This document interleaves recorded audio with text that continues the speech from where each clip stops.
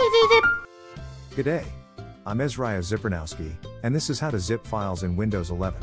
First, navigate to the File Explorer, and find the files or folders you want to compress. Then, select those files or folders. Right-click, and select Compress to Zip File. Give your new zip archive a name. And now you're done. Your zip file will appear in the same folder as the source files. You can also use the new menu method in File Explorer. First, navigate to your files or folders in File Explorer. Click the new menu button from the command bar, and select the Compressed Zip Folder option. Create a name for it. Anything you like, go bananas. Next, we'll need to select the files and folders we want to zip.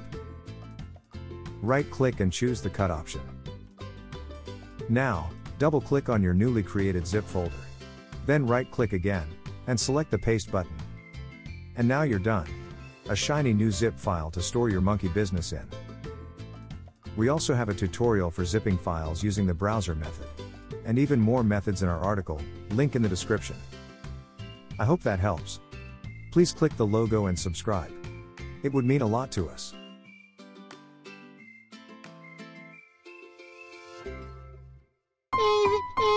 ezyZip.